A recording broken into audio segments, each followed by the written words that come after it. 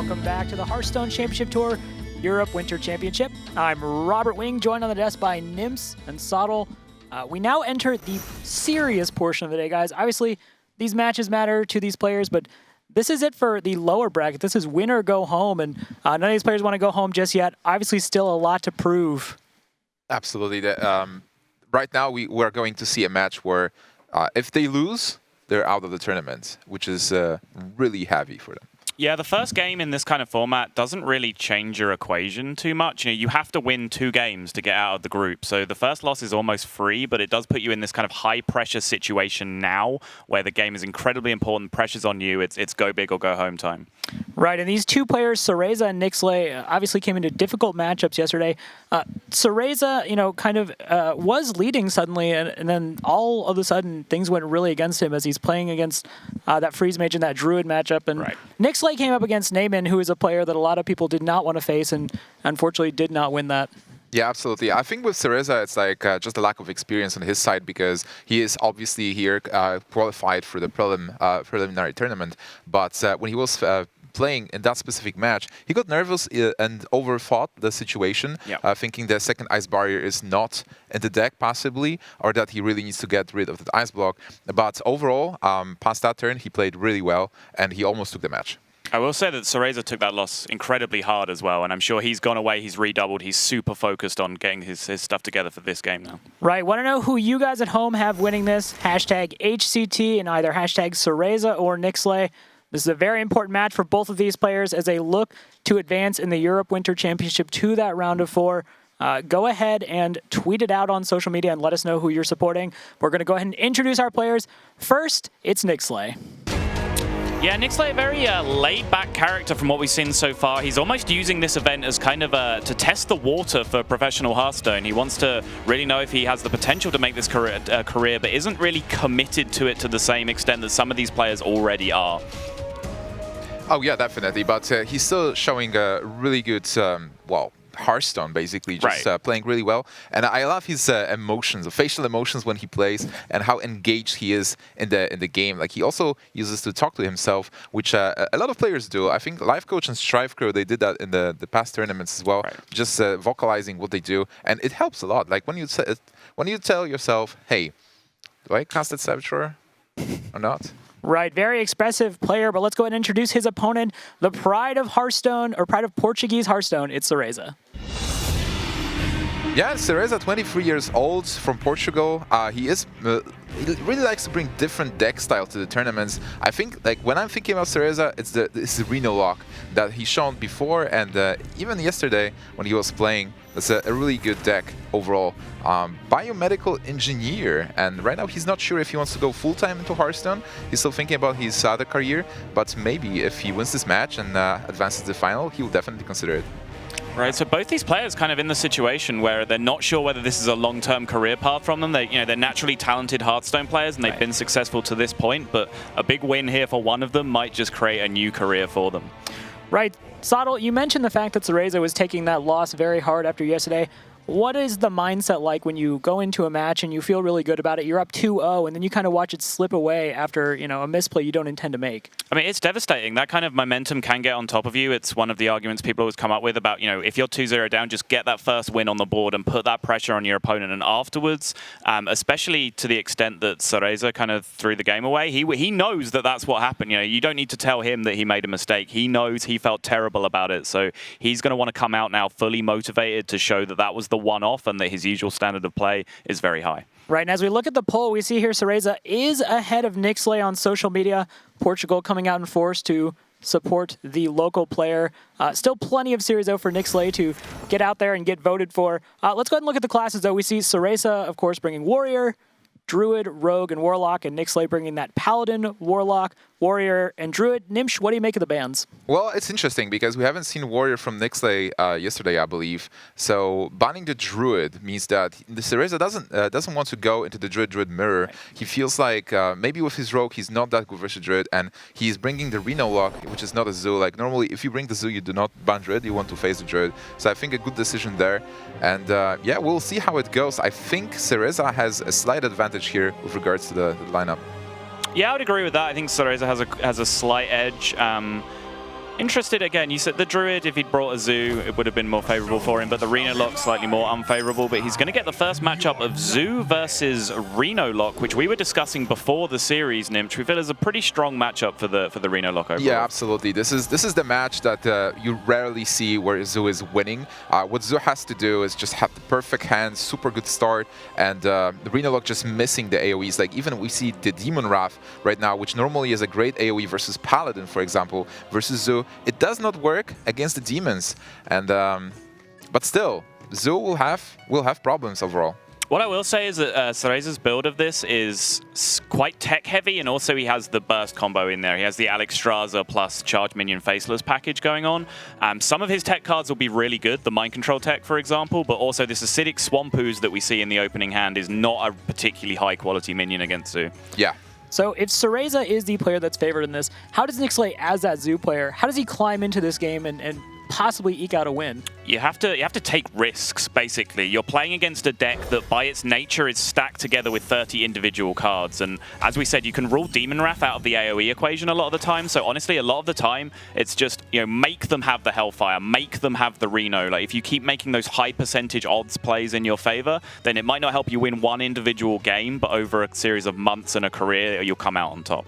There's also a chance for Nicslay because he is running the Leroy version of the deck, so he needs that burst. He needs to deal as much damage as possible in the very first turns, and then just seal the game super fast before the Reno comes. And Reno, there not always comes to turn 6, but even if he comes to turn 6, he might have a big enough board to be able to push the damage and just negate the heal. Right, as you said, Nicslay is running that Chinese version of Zoo, does feature Leroy, features Sea Giant, has a great amount of burst potential compared to its original cousin, Zoo deck, which is more predicated on board control. Nicslay just going to start playing out the early minions in his hand, chooses to go Haunted Creeper over Nerubian Egg, likely to push pressure. 1 damage, not that much in the grand scheme of things, but it's still more damage than the Nerubian Egg. Yeah, absolutely. It's a bit more damage than the Nerubian Egg, but and even though he has the curve, it's not that much pressure overall. It's only 1 attack on each of the minions. So we just mentioned with Subtle that you really want to have maybe a Flame Imp in the very beginning and more damage, something like a Peddler in turn 2 to be able to deal as much damage as possible. But right now he has to take it slower. Yeah, he does. And just looking at the tech cards again, we see the Ooze played out here for what's a pretty reasonable position for it in theory, facing down the 1-3. But also another card we were talking about before the series, Nimch, we weren't sure whether he was playing the Kezan Mystic or not. And that is another card that he has decided to tech in. Has become very popular in Reno Lock recently. But again, a pretty weak card overall to be packed into your deck against Zoo. Yeah, absolutely. It will not work versus Zoo, but still, it's a card that can be really good versus Freeze Mage in other matchups. Cereza does go ahead and acquire that Reno Jackson. Will be extremely important over the course of this matchup. He's going to have to be rich, more than likely, if he wants to win this one. You made that sound like some sort of insightful choice from Cereza. Like, he chose to draw the Reno Jackson. Skillfully navigated that draw to get exactly what he needed, but I mean, I will point out, even if you have Reno Jackson, if you can't control the board, you don't get the right board clears, you don't get the mind control text, which you brought up, there is certainly a world where you can still lose this. Yeah. Right, it's not quite to the extent that Druid is, which is why Druid is such a fantastic matchup against this, where just healing isn't enough, you have to answer the board. That's not as intense a concern against Zoo. Sometimes you can just heal back to 30 when they still have like 8 power on the board, but dealing with their board is still something that you're going to have to do at some point in the game. Yeah, absolutely, but Reno Jackson is a great pick up because this is a card you mulligan for versus aggro decks. Yeah. You just really want to have Reno Jackson in turn 6 or 7. Not only it can heal you, it's also a great minion that trades versus other minions that are on board. Absolutely. Now, Nicslay has made plays over the course of the early portion of this match to just go ahead and ensure he has as much power as he can have on the board, try to build things that are sticky while at the same time putting out a lot of damage, and has a good board going here, and we see that Cereza doesn't necessarily have anything that's going to immediately wipe it out, so he's just playing these big minions and basically trying to bait Nicslay into removing them. Nimsh, do you like this line of play? Yeah, I think that's the only line of play available to him for the moment. Just live tapping, trying to get one of the remaining AoEs. Like as we mentioned at the very beginning, the Demon Wrath would not do much at this board specifically, so he needs to pick up something like a Hellfire or a Shadow Flame, but just reducing his own health and giving Zoo a chance to kill him is not a good idea. So just playing big minions to force the trades, or at least have a minion to trade into those other minions, is definitely a correct line of play. Right, I mean, it's it's the only line of play he really has available to him, but also in a sense it just kind of plays into exactly what Zoo wants to do. You know, if you play one big minion, they just get to trade up a small minion into it with a tempo card like Abusive Sergeant, Power Overwhelming, whatever. You know, this is one of the reasons why Druid struggles in this matchup against Zoo, because they do just play this one minion every turn and then they just get flooded on, as you're seeing here. Yeah, that board is looking not super intimidating, obviously not super high attack values on most of those minions, but it's annoying, it's constantly putting out damage, and it's putting Cereza in a situation where over the course of the next few turns, he's going to have to figure out some way to get rid of it if he does want to survive. Yeah, absolutely. He needs to pick up the Shadow Flame somewhere on the way. For now, he can go into a heal bot if he really wants to heal a bit. This board, how much damage is there overall? There is like 5 + 4, 9 damage. So he's not dead yet, and also because the board is full, you do not expect the Doomguard, for example, or Leroy. Nicslay will not be able to play a minion there, so if you play a minion yourself, you unlock the possibility to something trading into your minion and open the board, but maybe there is another way. Yeah, I mean, I don't see too much else that's particularly appealing here that doesn't involve the Antique Heal bot. He can tap and play Earthen Ring Farseer if he really values the fact that he needs to dig through his deck for that AoE, because it's just the most crucial thing right now. He looks like he's going to go for the Ironbeak Owl and Farseer play here, potentially. No, he's going to use Arcane Golem to remove this Knife Juggler off the board, it looks like. Interesting stuff. So this essentially removes the same amount of power. You know, Farseer would have healed you for 3, Knife Juggler 3 damage on the board, plus the bonus potential of the knives. But very, very defensive play there from Cereza, and also not really progressing himself towards an ultimate win condition because he's not getting himself any closer to that AoE that he really needs right now. Right, he does need that AoE, but it is worth pointing out, as Nimsh mentioned, there is that Antique Heal bot, there is Reno. So I said he has a few turns to figure out a strategy, and it's totally legitimate because look at all the healing Cereza has. He doesn't necessarily need to have something immediately. Although with the stickiness of the Hunted Creepers, at some point you are going to have to figure out a way to either silence them or have multiple clears to get them off the board. Absolutely. So now the decision is, do you want to play Reno and heal for 20 and have a really good body on board? Or do you go for Antique Heal bot and possibly the Zombie Chow that he just picked up from the top, which will heal you, which is again some minions that are able to trade.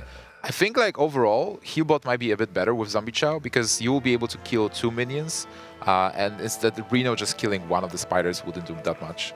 Right, again, the issue of like one large minion isn't too big of a deal because, you know, so one Power Overwhelming would just be a really clean trade into it. So he may decide to split his threats here into 2, but decides he does just need that big full heal here. Going to hope that the 4/6 can do some work over a couple of turns. It's probably also a bit safer. Like Healbot healing only for 8, there is a possibility of maybe double power overwhelming or power overwhelming Leroy. Would it be enough there? Speaking of double power overwhelming, yeah, I mean, this is the issue that we addressed before where, sure, this is a lot of healing and now the Zoo does have to pretty much start again. But as the Zoo player here, sure, you're upset to see the healing come down. You'd love ideal world for him to have just never drawn AoE or healing the entire game, but you still have this perfectly healthy board that you can use to go again here. And because you keep saying, Rob, that the stickiness of the minions right now, 2 Death Rattles and a Divine Shield, you feel pretty confident that this board is going to stick around. Right, obviously Nicslay would love a deck that is full of heals and AoE to not ever draw any of its heals and AoE, but never lucky, as we say in Hearthstone. So he is going to be looking down the heals. Now, Demon Wrath into the hand of Cereza, and Nimsh, you brought this up earlier. This is normally a pretty powerful card in terms of removing boards against more aggressive decks that tend to have the minions with the smaller health pools, but you know, we see 3 imps, we see spiders, which again, not necessarily.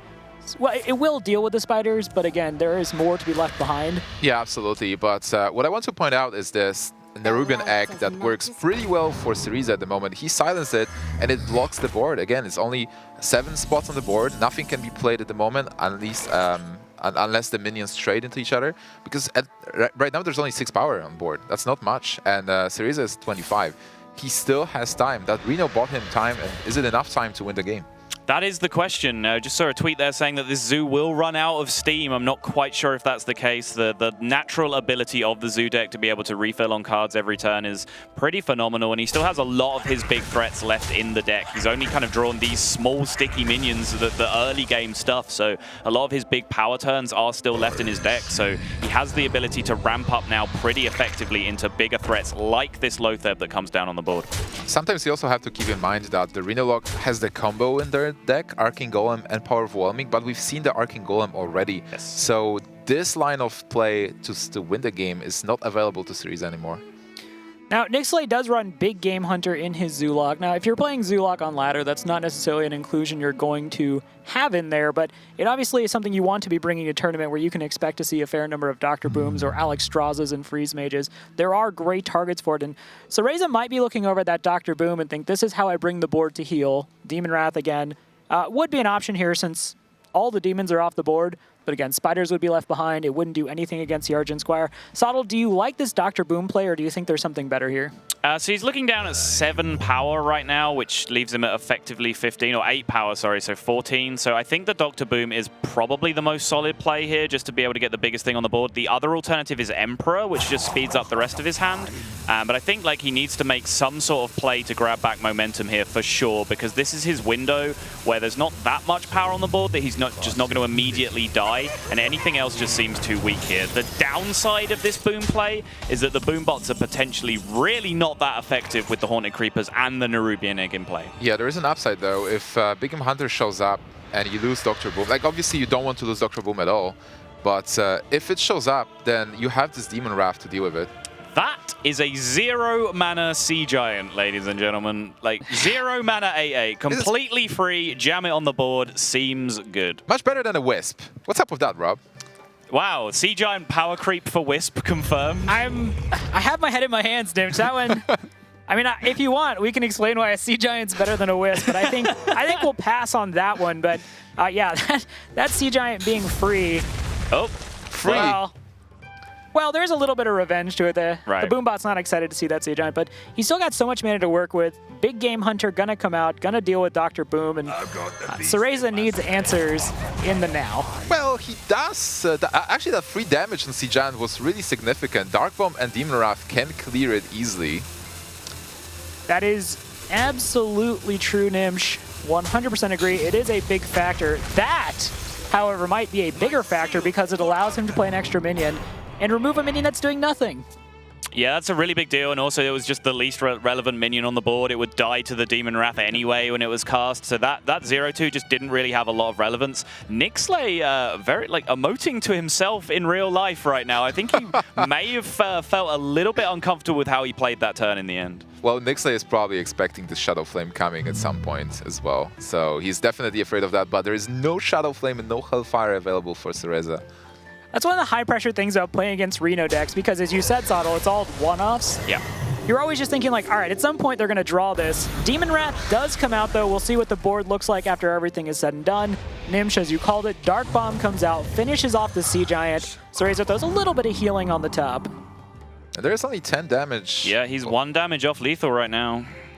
That's really close. If he gets something like a... Is he even playing Direwolf Alpha? Like I don't think we've seen Direwolf Alphas, so his draws are quite limited. Obviously, Leroy will do it. Dark Peddler has a pretty high percentage chance. Elven Archer, right on Elven time. Archer, Stone Toss Ball, Power Overwhelming, any of these things will do it. Soulfire? Soulfire does the job as well. Abusive So many Sergeant, cards to the win list this. is endless, but none of those. Leper Gnome, though. Leper Gnome does it! No. No, it doesn't. It doesn't. No, if you put the power overwhelming, But no, he you will couldn't not attack attack with it. Then you miss the Power Overwhelming damage. All right, Rob. I'm trying to figure it out. We're not completely sold on that play Leper for Gnome reasons. does not have charge, Rob. That's the key point here. My question to you, Sottle, why not? I mean, I don't know. Leper Gnome, wait, once Standard comes, there's nothing left in the game that contests a Leper Gnome, so I don't think we really want to give it charge as well. Just The throwing that out unrelenting there. reign of Leper Gnome begins, Yep.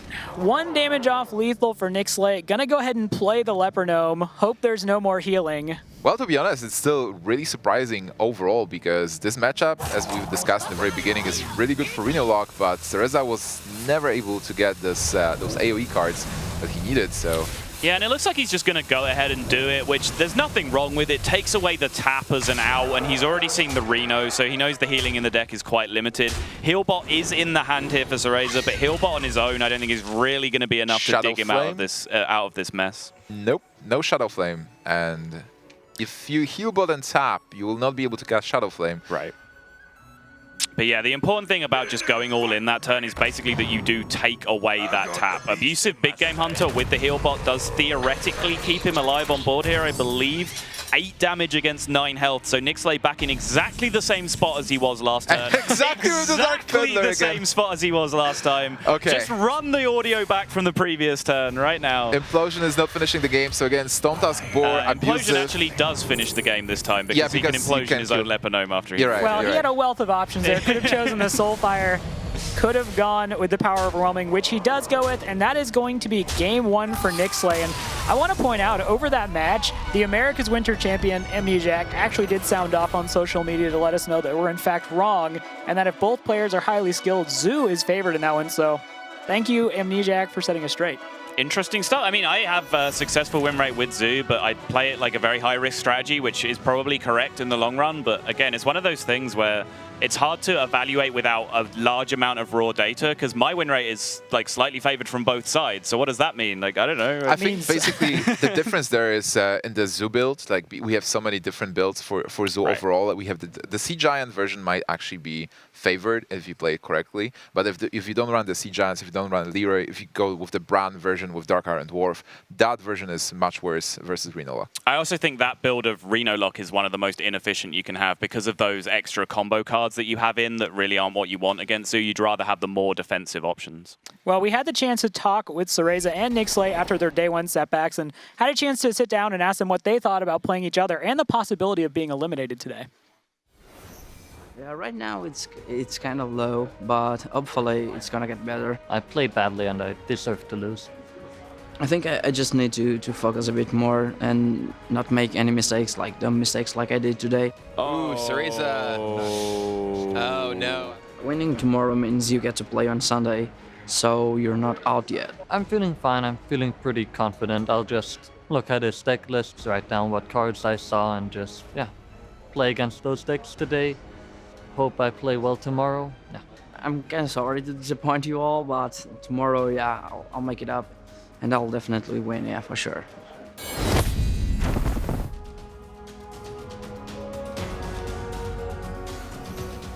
Yeah, it's not uncommon to see some of the highest level competitive players in the scene immediately lose and blame something that happened to them for their setback. But these are two players who both said, you know what, didn't play well enough, got to do better. I'm going to go home, do the research, and come back tomorrow as a new day. Right, and it's really important to accept that because that's how you improve as a player and it's how you turn things around. If you just lose a game and think, oh, God, I lost that because he drew this card at the right time or Shredder dropped the wrong thing. Like, it's easy to blame things in Hearthstone, but the fact they just went, I played badly, I deserve to lose, that means that they will be able to recover and fix whatever their mistakes were. Absolutely. I think the mindset is really important in Hearthstone overall.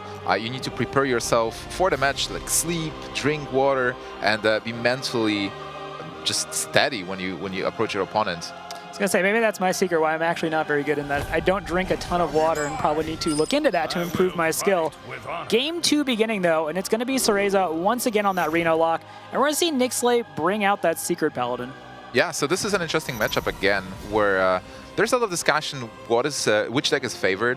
In theory, Reno Lock has this removal, the Demon Wrath, Hellfire, Shadow Flame, has Reno as well, and you probably do mulligan to have Reno in your hand. But Paladin can do Paladin things, and the Secret Paladin, just having a great curve, can just checkmate Reno Lock before he draws his cards. Right, the Paladin deck will curve out much more consistently in this matchup, just based on the nature of the deck building. It's much more mid-rangey and early aggro-based, so it just draws a better curve more often, and also just the essence of one-offs being in Reno Lock means that it's going to be behind a lot of the time. But it's a very similar matchup to the Zoo thing, really, where you just have to push in and just hope that they don't have the necessary answers to beat what you have. Right, there are some similarities between Reno Lock and Zoo, at least in the early going, as deck construction goes. So if Cereza can get those early tools, Dark Peddler, Imp Gang Boss, and look to hold the board, he's in an okay spot. Mind Control Tech, another card you're not disappointed to see if you're Cereza. Absolutely. Well, he kept the Iron Begal and Imp Gang Boss, so he wants to have some early game versus the Paladin deck. Iron Bigal, Sodler, what are the uses for the card in this specific matchup? I mean, it trades pretty evenly with any 2-drop that the deck is going to play against you. It trades evenly with Haunted Creeper, it trades evenly with Knife Juggler, it trades evenly with Shielded Minibot. Whichever of these 2-drops come down, it's pretty much just a 1-for-1 exchange straight up. Cereza draws Shadow Flame and then Hellfire, probably thinking to himself, where were you last game? But Yeah, as you brought up, Sottle, the inconsistent nature of this deck, and that's actually after talking with a lot of pro players why they prefer Zoo. Zoo in the Warlock spot is so much more consistent than Reno Lock, and we kind of saw it this game, although Cereza's hand is in a better spot for this matchup. Oh, yeah, definitely. I mean, Zoo is the king of consistency. You know, Zoo and Face Hunter, these are the decks that have been around for so long that the lists are so refined at this point. People are literally digging out calculators to put these decks together and generate the perfect curve or the perfect collection of damage in Face Hunter. So if you want to play a consistent deck, that's definitely what you move towards. Well, I have to say that Secret Paladin is really consistent on its own as well, because you have those cards and curves specifically, and even though you can draw the secrets in the very beginning of the game, Mystery Challenger will ensure the fact that you will not draw them after playing him. All right, Secret Keeper coming into the hand of Nicslay. Not necessarily something you want to see on turn 3. Kind of want to gear up towards more of your mid-range drops. Maybe hope to secure something like a Shredder or Dr. Boom for the next turn. But he has a lot of options on this one in terms of what he could do. Imp Gang Boss, a little bit problematic, though, with that Knife Juggler on the board. There's a very real potential for Cereza to get a lot of value. Nimsh, Coghammer, actually. Yeah. I was going to say, what do you think we should do? But Nicslay has the answer. Yeah, I felt like you thought I'm a Coghammer. Hopefully, hopefully not. Nimsh, your ability to call plays after they've happened, unmatched. Well, anyway, let's talk about this Coghammer play, because he had an opportunity to maybe play Hunter Creeper and Hunter Creeper as Secret Keeper, but then he will hit that Imp Gang Boss passively. So going for the Coghammer here, even though it blocks, in theory, the True Silver Champion play on next turn, gives him a chance to block this Imp Gang Boss and do not risk the knives going into it. I just wanted to point out, this is one of the areas where Secret Paladin can suffer and where it differs kind of wildly from Zoo, in that it doesn't really play the buff cards, the tempo cards that Zoo does. So they're more focused on playing an individually powerful thing each turn, whereas we saw this situation in the matchup previously with Zoo, where, you know, one minion would come down that's bigger than the individual minions on the Zoo side of the board, just be traded up with an Abusive Sergeant, traded up with a Defender of Argus. This Imp Gang Boss here is a much more annoying proposition for the Secret Paladin, because they don't have that ability generally to tempo and trade up, apart from with like Blessing of Kings. Also, it actually challenges the board in a way that versus Reno Lock, you want to rush them down in a way that you just curve out and kill them before they play Reno. But Imp Gang Boss is actually a threat, and specifically with the Juggler on board, like, you want to deal with it at some point. Right, Imp Gang Boss, one of the kind of quiet MVPs of the Reno Lock. Obviously, you think about the combo package you brought up, Sottle, to do a lot of damage. You think about Reno, but Imp Gang Boss patrolling the board early on puts you in a far better state against Secret Paladin. Looks like we're going to see this Owl come out, get rid of Knife Juggler, which can be a big threat. And Cereza, head on the board. Not sure how long it's going to last, though, against Secret Paladin. Right, Imp Gang Boss is just a fantastic card in general. It's a card that has become almost omnipresent in Warlock decks regardless of strategy, similar to how Dark Peddler has done the same thing now when it comes out. Sometimes cards are just so flexible and so individually strong that they fit any kind of strategy you want to apply them to. Absolutely. And there's a really nice draw for Nicslay. Keeper of Ulduman is a possibility this turn to just buff the Spider and maybe even go face and kill the 2-1 with the weapon, like Iron Beak Owl, and allow Cereza to trade into your minions but continue pressuring at the same time. Right, we look at his hand. He has that Mysterious Challenger on 6, so Nicslay definitely evaluating the potential to just go on the offensive here, but not necessarily sure you want to get super behind on the board against the Reno Lock. Yeah, the big question is, do you go for a smaller minion, so like what, the 3-4 and the 1-2 turn into the 3-3, or do you maybe play another Hunter Creeper and play a bit around a possible AoE? I think with the Mysterious Challenger in hand, Nicslay here is just trying to set up the most annoying board that he can over the next couple of turns. He has this turn and next turn to fight himself back into a dominant position on the board that really maxes out his Mysterious Challenger value. And wow, the Reno comes. So it seems like Cereza has everything he needs in this game for now. He has the AoE, he has single target damage to deal with the minions. He even has this mind control tech that he might use this turn if he wants to. Right, this hand is the kind of hand that would have torn Zoo apart in the previous series. So, you know, he's come up against 2 of these aggressive early game minion-focused decks. He's got the draw that he needed 50% of the time, which is pretty much about what you'd expect from this deck, honestly, because of the inconsistency of its nature. All right, the Haunted Creeper Menace is officially done, and again, Haunted Creeper 1-2 never seems like the most imposing minion, but getting it off the board, well, both copies in this case, and stopping that chip damage, stopping the presence on the board is very important. Yeah, specifically, like Sol mentioned, before this Mysterious Challenger comes to be played. But there is a good board now, a 3-3 and a 3-4 for Nicslay. So what can Cereza do to stop it? Reno Jackson doesn't do much, so probably you don't want to play him now. Just keep him for later. You can play Mind Control Tech as just a body on board with Farseer as well. Well, knowing you're going into the Mysterious Challenger turn, I'm not necessarily sure I like the Mind Control tech if you're not going to clear the board here. And he actually can't clear the board, at least that I'm seeing. He can Hellfire, but unfortunately the Keeper of Oldemon 3-4 stat line will keep it alive. Yeah, it's interesting to me that he committed to that AoE play on the previous turn, because he is just kind of passing initiative back to his opponent, and his opponent just gets to go minion, and then we're back in the same spot. And I don't, like, thinking ahead from his perspective last turn, I don't know what he thought his plan was this turn, but I think now he's faced down with the fact that he can't really set up a play that's nice against Mysterious Challenger, whereas waiting one turn and potentially setting up the AoE on this turn, I guess his concern is that he was playing around Lothar himself. That body coming down on turn 5, locking out the AoE, and then being followed up by a challenger or just any other powerful play after that may have been game-winning for his opponent. Yeah, he might have also expected Sludge Belcher on that turn. So following with Lothar, not only blocking the spells, but having something to deal with the Sludge Belcher will be nice on his side. But, well, this board is quite good when Mysterious Challenger gets played. And we see 3 secrets, so no Avenge. Right, so this is likely to be Noble Sacrifice, Redemption, and a Competitive Spirit. We did not see Repentance from Nicslay yesterday, I believe. So those should be the 3 secrets in play. Double Avenge in hand, meaning that doesn't get pulled. Nicslay a little bit disappointed to have seen that Avenge drawn. So. Right, and this is a situation where Cereza needs to be doing multiple things on this turn to survive, and not seeing a way for him to clear the entire board, even without that Avenge, which is pretty fortunate, as these things tend to go. There is the Mind Control Tech possibility. If you attack with Lothar first, a 2-1 is going to get resurrected 4 minions. You can steal one of the good minions here. But also, just put yourself in Cereza's perspective for a moment. He sees that a secret is missing. So if that's potentially the Redemption or it's the Noble Sack, you know, if both Noble Sacks are in hand or if the Redemption's in hand, suddenly that whole plan doesn't work.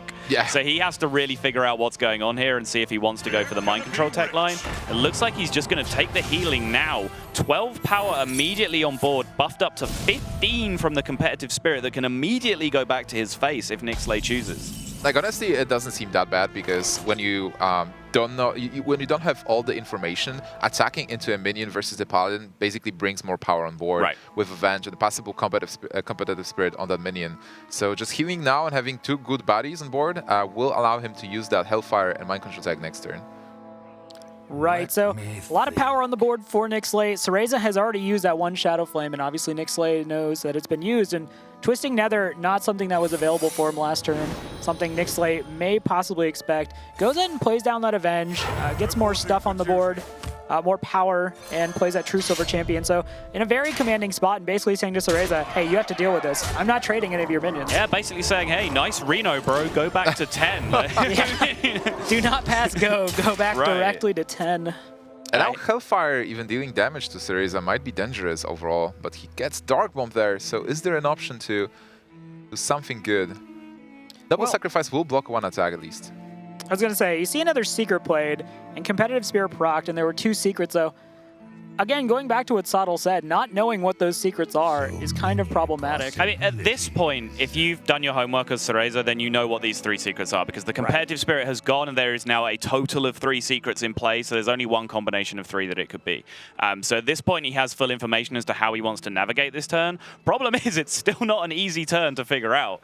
He has the Mind Control tech, he has the Hellfire, that Dark Bomb gives him more options, but things like where the Avenge lands are going to have a big effect, whether he wants to Mind Control tech first or attack first, like all these things come into consideration here. Yeah, he decides to attack first to maybe have a chance to steal a minion after the Avenge. So let's see, where does the Avenge land? On Secret Keeper. So that is basically a giant Secret Keeper with that 8-8 stat, well, sorry, not 8-8, but 8-7 stat line. And Hellfire, oh, he's running out of time. He gets the 2-1 from the mind control tech. So He bad had a for him. 66% chance of at least a decent-sized minion. Uses the Dark Bomb to clear out, but that's not going to be enough. Hasn't addressed the board effectively. And Nicslay with a 2-0 lead with these aggressive minion-based decks, pushing in, being aggressive against the Reno Lock. Wow, the insane pressure on Cereza right now. He is 1 game away from being eliminated from the tournament, and he still needs to win 3 with all of his decks. Right, and Secret Paladin is a deck that a lot of players are familiar with, be it from competitive or just simply experience in ranked play. And once it gets trucking, once it gets that mysterious challenger going, if it's not addressed, you don't have long to live. And that's just, it doesn't matter how much you heal. We saw Reno come down. You are unfortunately just doomed to die over 1 to 2 turns. Yeah, absolutely. Yeah, it's just crazy stuff. Like I said, sometimes Reno isn't enough. You know, if just healing back to 30 won you the game, that card would obviously be massively overpowered. But you have to be able to find the turns to heal yourself back up and address the problem of the board that's in front of you. Because naturally, when you're desperate to heal, you're probably going to find yourself behind on board as well. Talking about the problems, I really like how Nicslay was asking those questions to Cereza, like, do you have an answer for this board? Do you have an answer for this board? And was able to specifically, even after board was cleared on turn 4, on turn 5, he was able to play the Secret Keeper and Keeper of Ulduman to have 2 really annoying minions on board for that Mysterious Challenger coming on 6. Absolutely. And Nimch, as you said, Cereza 1 game away from elimination from this tournament. Obviously, he's playing for not just himself, but for Portugal, who he wants to represent on this big stage. And let's get the chance to get to know him just a little bit better before we get into our next match.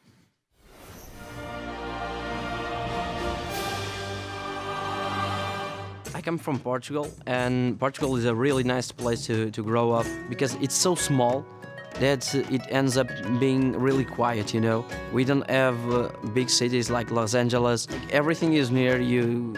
I just love that. If you ever go to Ponta de Lima, I would definitely recommend you to go eating to a restaurant, to go eat arroz sarabulho. It's made with rice, pig, and blood, and it's really, really awesome. Ponta de Lima offers a really, really large amount of sports to practice, but mostly I spend my younger ages doing canoeing.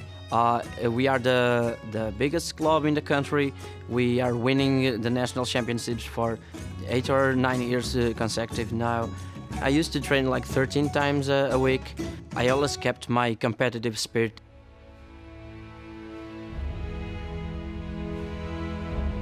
I think becoming the world champion would mean a lot for me, and would mean a lot especially because I want to show the world that Portugal is still on the map.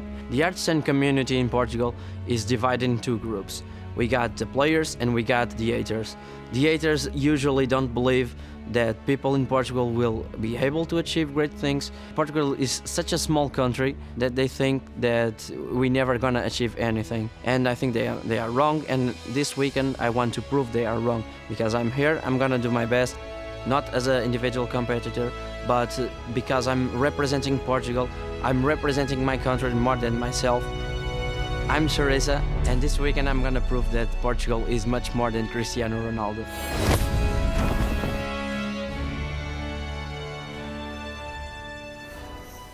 Cereza has a lot to prove, but he's going to have to begin with proving he can win 1 match and then obviously look to win the others. I want to point out, Cereza, since he lost those matches against Dr. Hippie after the first series of yesterday, has yet to win an individual match, and this has to be taking a toll on him as a player. Absolutely. It's a massive pressure on him overall, and he needs to win 3 matches. But I think the strategy right now for Cereza specifically is to take his best matchup and to try to win the best matchup first and land in the worst matchup last to be able to face Nicslay in a situation where he is the winner. He is the one winning matches one after right. one. The pressure has to be piling up on him, and I think one of the reasons why he's taking the loss so hard is, you know, what we see in that video. He feels like he's carrying Portugal on his back, and having seen what a beautiful country Portugal looks like from that video and seeing some of their fine cuisine. Rice, pig, and blood? Sign me up. I'm down. You want to drink some blood? Yeah, why not? I was going to say, as now a regular segment, as Rob doesn't know a lot about Europe, Yeah. Sottle, why do you put blood in your food? I don't know. We have a thing in the UK called black pudding, which is actually delicious as well. But yeah, you should try some blood. Get some blood in your face, Rob. It's good for you. You may look like a vampire. I look like a dwarf, so I'll probably avoid the blood. But All right. Going to hop right into this next game, and it's going to be Warrior versus Druid. And we see Cereza kind of looking down Obviously, giving a lot of consideration to, as you said, the weight on his shoulders. It's actually the Reno lock again. Oh, it is the Reno lock. Yeah. I apologize. So basically, Cereza just takes the same deck. He needs to win with it at least once. And Warrior from Nicslay, we haven't seen the Warrior yesterday, I believe, but we can see now that this is the Patron Warrior. Yeah, I think just as a general point, how do you guys feel about the inclusion of the Arcane Golem combo in Reno Lock, bringing that build to a tournament? Because generally, if you're expecting, the more minion-focused, pressure-heavy versions, you'd bring a more defensive, controlling Reno Lock, whereas the burst combo version is more like for Reno Lock mirrors and like heavier control matchups. So how do you guys feel? Well, I think like for Cereza specifically, if he played with this deck and he play tested with it and he was successful, definitely bring the same deck. If you feel that it's okay in the metagame, if you tested this version specifically, it's better to bring a deck that you are confident in instead of a deck that might be a bit better, but you will not be able to play it like fully.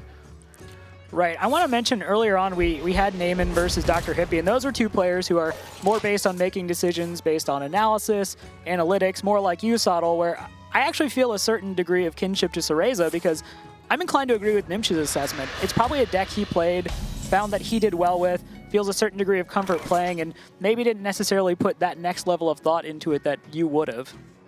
Also, what I want to discuss right now is this matchup specifically, because I think Reno Lock versus Patron should be a good matchup again for the Reno Lock.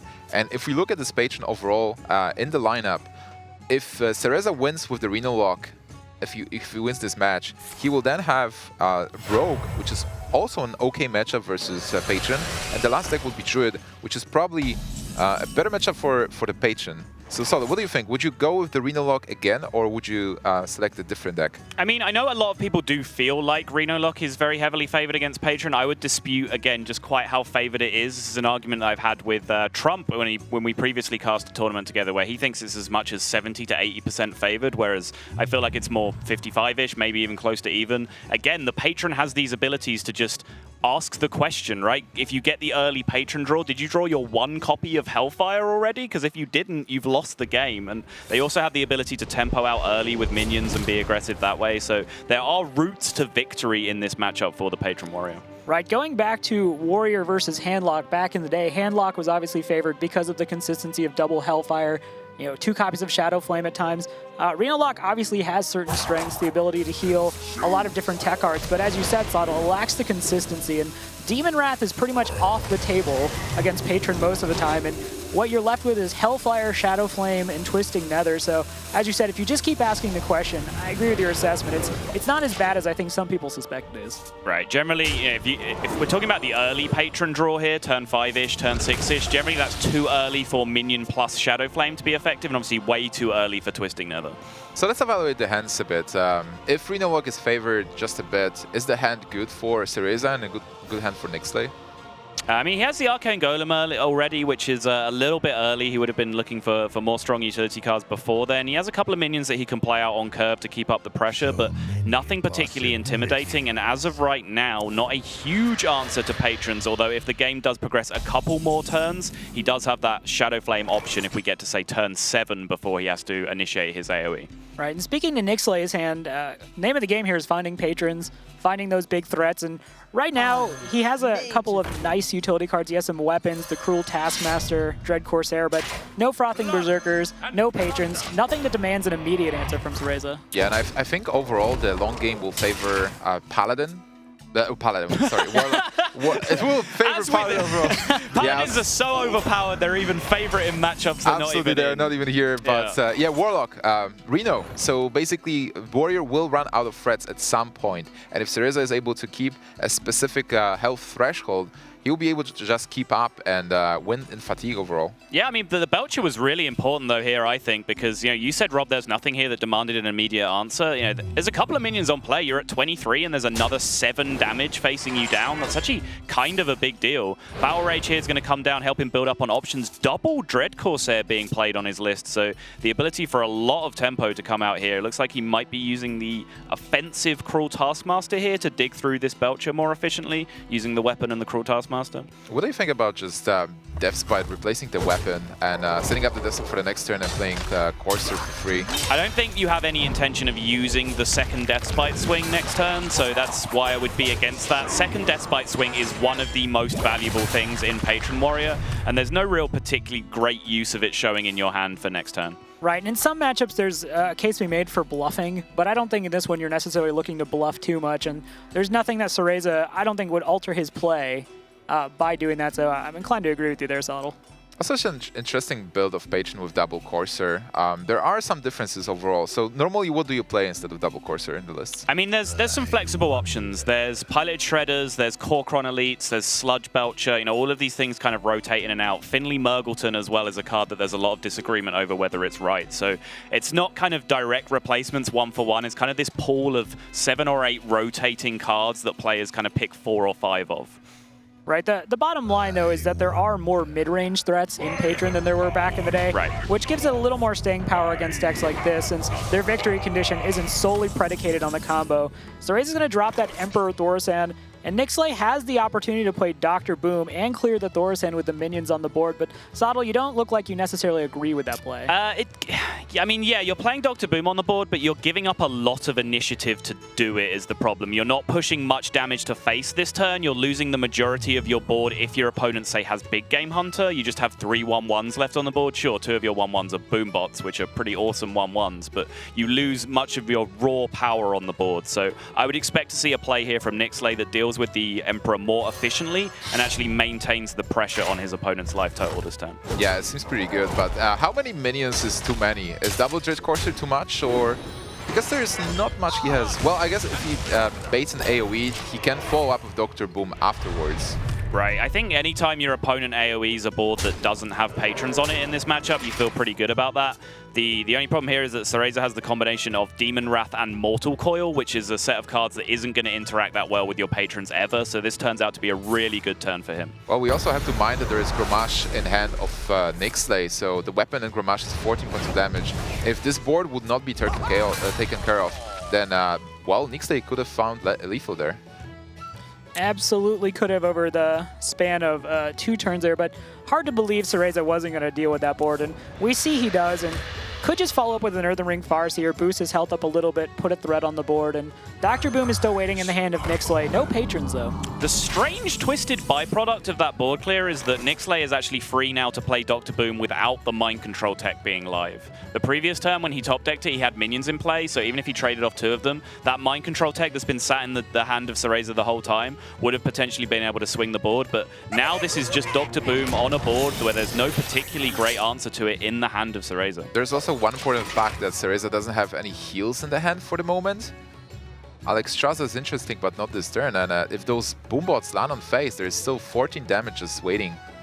Right, I don't think we have seen an Inner Rage drawn either so far this game, so the potential to make that 16 instead of 14 is actually pretty high on the following turns as well, so it's getting into a pretty risky area for Cereza right now, who might just be crashing out of this tournament 0-3, and I think if that happens, that's potentially devastating for him after wanting to use this game to recover from his performance yesterday. Well, he can still faceless, like he can clear this board with possible faceless Shadow Flame. Is there anything better that he can do? He can also do faceless Argus, get himself an AA on the board, but the Shadow Flame is probably better overall. But again, then just puts you back in that position where maybe the Boombots just end the game. Tough turn for Cereza to make.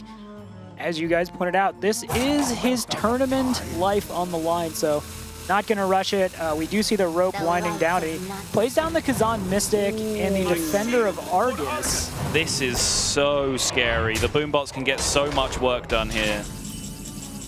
Execute. Wow, the Execute is great. That's just lethal. Yeah. That's just straight up lethal. Grommash Execute wins the game right now. Hit one of the taunts, execute the other one. Grommash and the Dr. Boom get to push through the face. That should do the job, right?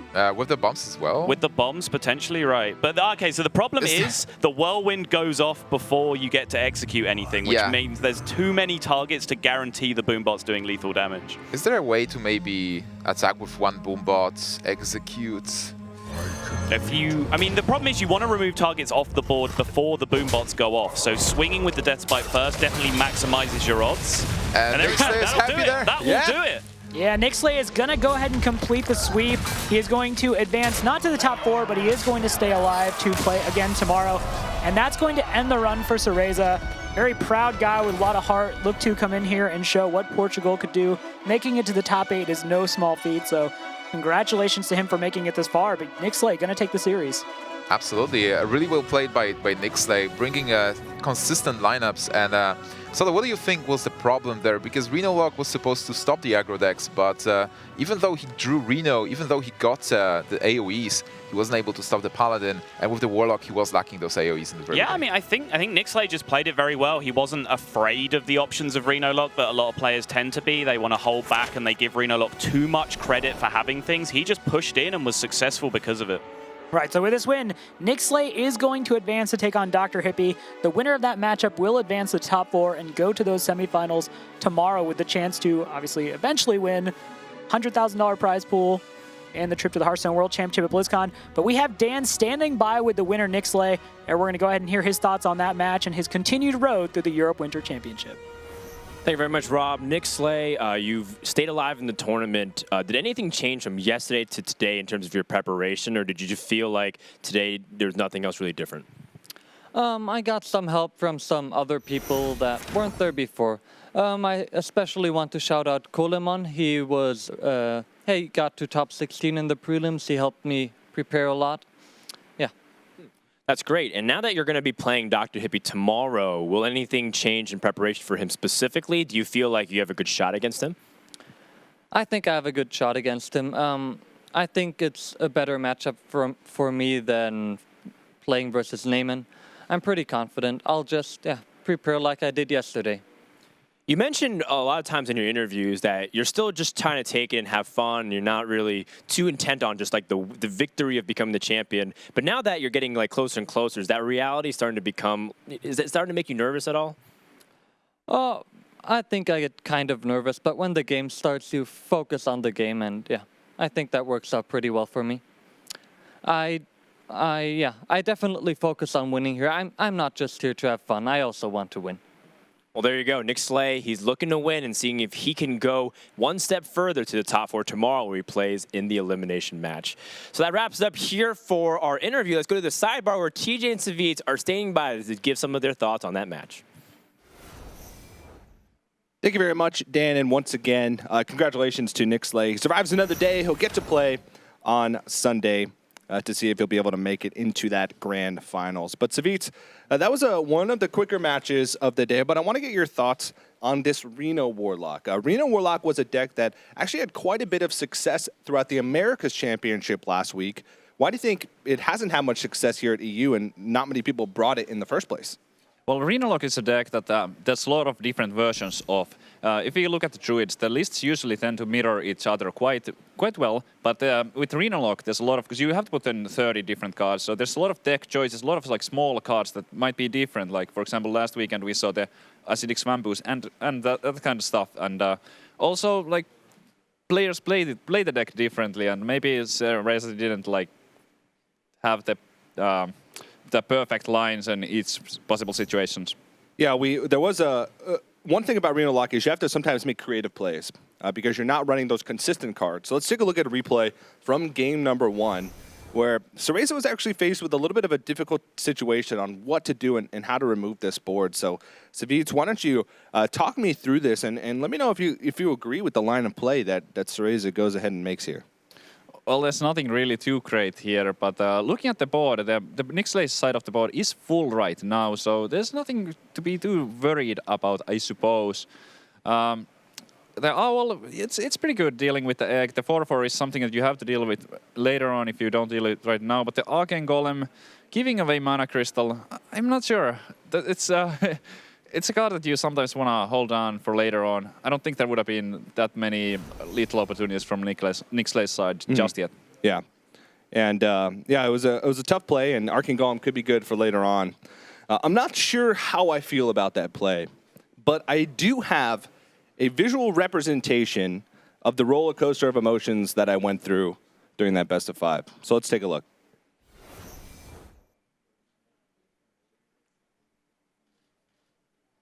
You can tell here I started off really happy, but then something happened that made me get really, really upset.